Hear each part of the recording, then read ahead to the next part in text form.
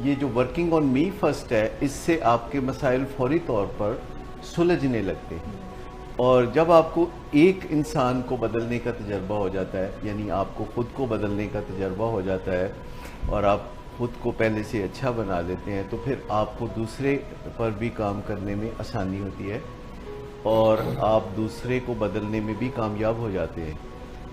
Drug addiction کے بارے میں بھی لوگوں کا خیال ہے کہ بس جی دل پکا کر لو تو بالکل نشہ چھوٹ جاتا ہے، اور وہ ہم سے توقع رکھتے ہیں کہ ہم کوئی فوری میجیکل قسم کے نتائج دکھائیں، جبکہ ہم کوئک فکس پہ بلیو نہیں کرتے۔ ہم سمجھتے ہیں کہ جو کوئک فکس ہوتا ہے، جسے ہم اردو میں جگاڑ کہتے ہیں، وہ زیادہ دیر کام نہیں کرتا۔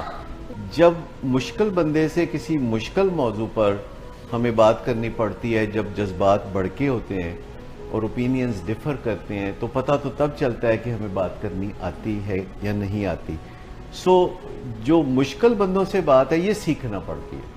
اس کے لیے نہ صرف اسرٹیونیس سیکھنے کی ضرورت ہے، بلکہ کروشل کنورسیشن سیکھنے کی ضرورت ہے کہ کیسے سب سے پہلے ہم بھڑکے ہوئے جذبات کو ٹھنڈا اگر کر دیں تو پھر ہمیں بات کرنے میں کچھ آسانیاں ہونے لگتی ہیں۔ گرو کی اس لیے ضرورت ہوتی ہے کہ یہ وہ بندہ ہوتا ہے جو اس فیلڈ میں نام پیدا کر چکا ہوتا ہے جس میں ہم نام پیدا کرنا چاہتے ہیں۔ یہ ایک کوچ کی طرح ہوتا ہے جس کے کچھ تجربات ہوتے ہیں۔ کاؤنسلنگ سے مراد یہ ہے روشنی کرنا، تاکہ دوسرا خود آگے بڑھ کے اپنی زندگی کو بہتر بنا لے۔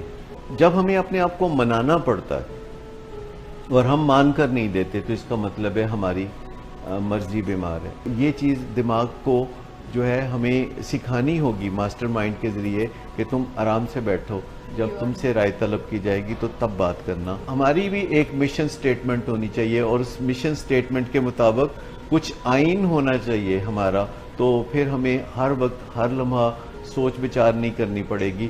ہمارا آئین ہمیں رہنمائی دے رہا ہوگا اور ہم ایک ندی کی طرح بہتے ہوئے اپنی زندگی کے سفر پہ رواں دواں ہوں گے۔